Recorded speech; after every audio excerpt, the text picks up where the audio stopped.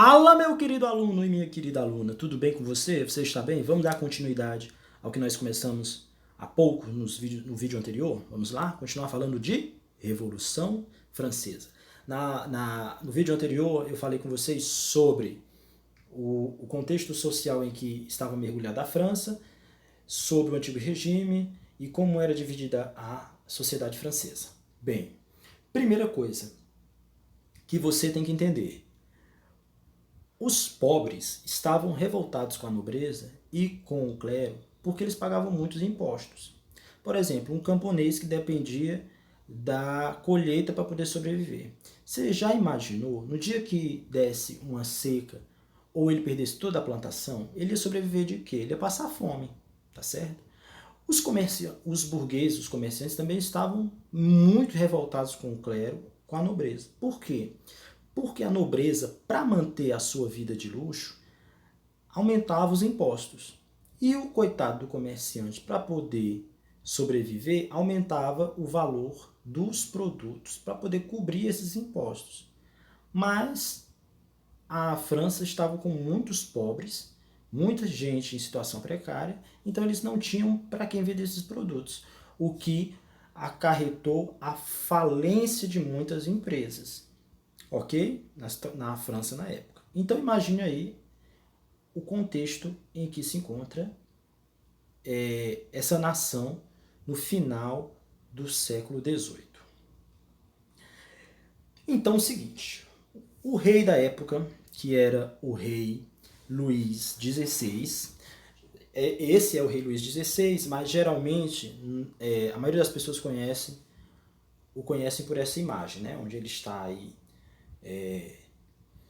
todo, belíssimo, nesse belo quadro. Então o que é que acontece? Ele, que devia mais, via que a França estava devendo mais do que tinha, que gastava mais do que tinha, resolveu convocar a Assembleia dos Estados Gerais para poder encontrar uma solução contra a situação, para resolver a situação da França nessa época. Muita gente passando fome e a nobreza devendo muito. O que é que vai acontecer? O que foi que eu falei para vocês? O clero, a nobreza e o terceiro estado formavam a sociedade francesa.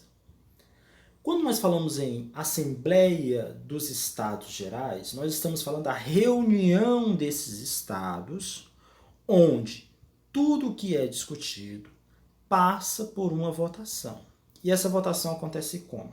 Cada estado tem direito a um voto, tá certo? Cada estado tem direito a um voto.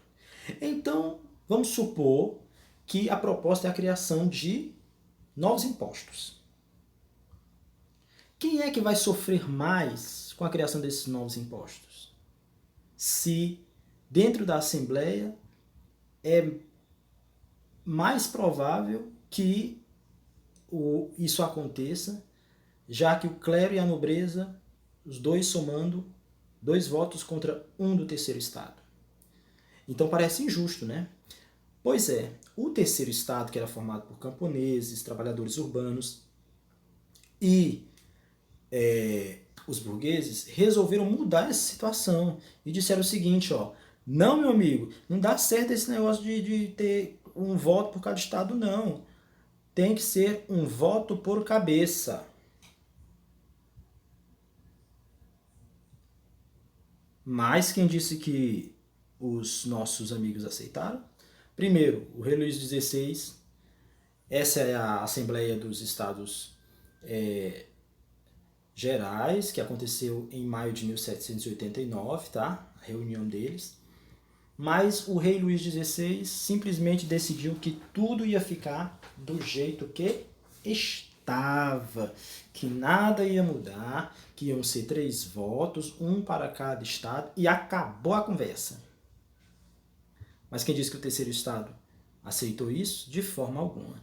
Então os representantes do terceiro estado, eles disseram que não sairiam do lugar onde estavam por nada. E aí o rei Luís XVI disse: saiam daqui agora! E eles Disseram: não. Pois eu vou mandar os guardinhas virem aqui e levarem vocês daqui, seus desgraçados. E eles: não. Mirabeau, por exemplo, esse senhor que você está vendo aí, disse o seguinte: ó, estamos aqui pela vontade do povo e só sairemos com a força das baionetas, aquelas espadas que ficavam longas, né, que eram utilizadas nas guerras e nas batalhas. Ok? O que foi que aconteceu? O rei Luís XVI ficou com muita raiva mesmo, e disse: eles vão sair, né, que seja na marra, né? E aí ele mandou fechar a sala onde os membros estavam, mas eles foram e invadiram a sala do jogo da pela e de lá juraram sair somente com uma constituição elaborada. Pois é, querem mudança não? Imagina aí. Olha, no dia 14 de julho, sabendo de toda essa situação, o que foi que a população fez?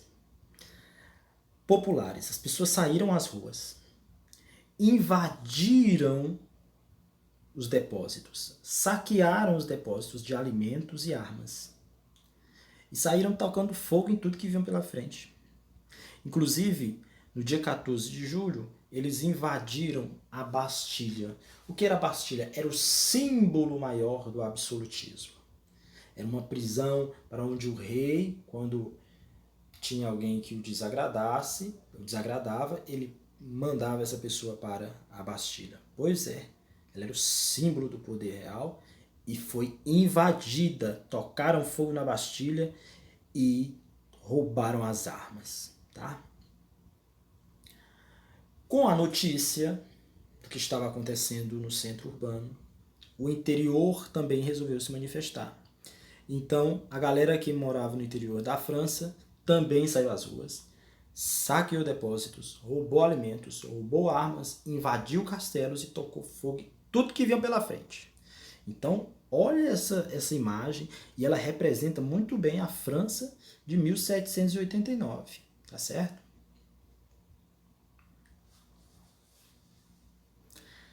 Em 26 de agosto de 1789, em agosto, a Assembleia aprovou a Declaração Universal dos Direitos do Homem e do Cidadão.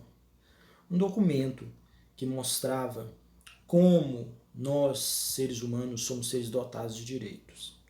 Que nós somos seres que temos que viver sob a igualdade, que temos liberdade e que temos que ser fraternos. Ou seja, entender que somos iguais e que a convivência tem que ser uma meta constante em nossa vida. Essa Declaração dos Direitos do Homem e do Cidadão, ela tem muita influência de pensadores iluministas, tais como Locke, Rousseau, tá bom?